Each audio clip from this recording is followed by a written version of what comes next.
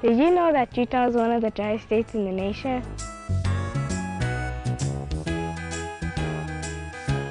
Do you know how much rain Utah gets each year?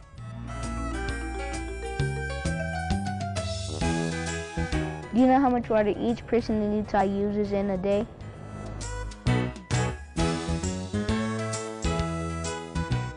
Can you guess how much of that water goes on your lawn?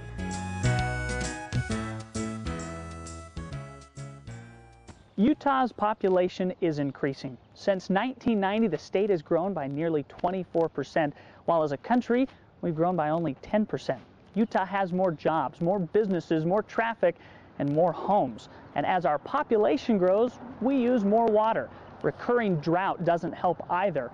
Residents along the Wasatch Front use 67% of their culinary water on their yards, and nearly half of that is wasted. It's easy to conserve water by irrigating properly. You can still have a healthy and attractive yard. A lawn watering guide has been developed by the Bureau of Reclamation and the Utah State University Extension. Over the next few minutes, I'll introduce you to the program and show you how you can help save water. I'll also give you some helpful hints on other ways to conserve water in your yard, with a little help. Hi Kevin, how are you doing? Oh, I'm doing great. I'm ready to save some water. Super. Let's get started by looking for some obvious problems with this sprinkler system. Okay. One thing you can do is make sure that your sprinklers are watering the grass and not the cement. Like patios and sidewalks. Exactly. Now, looks like we've got a problem here. Yes, that looks like it could be a clogged head. Now, that causes problems because it doesn't distribute the water evenly, right? Exactly. So we need to open this up, find out what's clogging the sprinkler, fix it, so we get a good even spray across the yard. That's exactly right. Now let's go out here and figure out how long we need to run these sprinklers to irrigate this lawn efficiently. Okay. Can we help? Sure, kids, we could use the help. Why don't you guys help us put these cups out on the grass? There you go. Okay.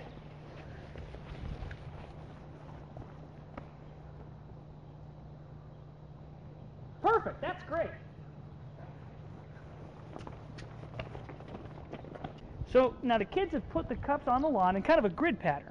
That's right. That's so that we can see how evenly the water is being applied over the entire area. So now what's our next step? Well, we're going to run the sprinkler system and see how long it takes to get ½ inch of water in these catch cups. So why a ½ inch? Well, a ½ inch of water is what you'd like to apply every time you irrigate, and so we'll turn the system on and see how long that takes.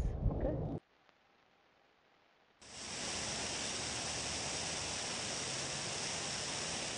Hey Kevin, what about St. George? That's where my grandma lives. Yeah, there is a difference, isn't there? There's definitely a difference. In St. George, your grandma would want to apply 5/8 inch of water each time she irrigates, which is this line right here on the catch cup, instead of ½ inch like here. What else can we do to save water? You know what? We're going to show you some easy tips. I think I can help. Remember, you control your sprinklers, they don't control you. You might need to get the manual out to figure out what start time is, or how long they should water, or which station comes on next. And if you need help, a friend or a neighbor would be glad to help. Did you ever drive down the street and see somebody watering their lawn in the middle of a rainstorm? Well, they make a real simple, inexpensive device. It goes on your roof and hooks into your controller system. And it keeps your controller from coming on in the middle of a rainstorm, and that saves water. And it avoids that common mistake of watering when it's raining. A healthy lawn should be watered deeply and infrequently so the roots go down deep. You can tell how far the water has penetrated by using a screwdriver. As you push it in, the soft, moist soil lets it go down deep, and when it stops, you've hit the drier soil. 6 inches or more is how far the water should penetrate. The higher you leave the grass, the healthier the lawn. When the grass is high, the roots go down deep. And as a rule of thumb, you should leave your grass about 2 or 3 inches high.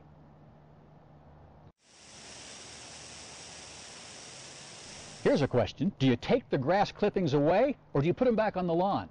Actually, if you put them back on the lawn, your lawn is healthier for 2 reasons. One, the clippings act like a mulch and help keep water in the soil. Second, there's all kinds of nutrients in this, and you let it go back, it puts the nutrients in the soil, and you use less fertilizer.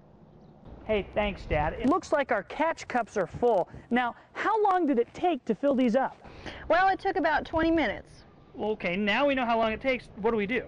Well, now we're going to be able to use that information to set up an irrigation schedule. Perfect. This schedule is for Salt Lake County, but individual schedules for every county in Utah are available through USU Extension offices. Okay. And you can see that in the beginning of the growing season, you're watering less often, but as it gets hotter, you water more often, right up through the fall when you start to water less often again because it's much cooler. You know, I'm going to have to try this in my yard. So you can see, it's easy to save water with a simple evaluation, a few adjustments to your sprinkler system, and changes in the way you mow. And for each unnecessary watering we avoid, we save enough water for 104 showers or 52 baths. Remember, If we each save a little, we'll all save a lot.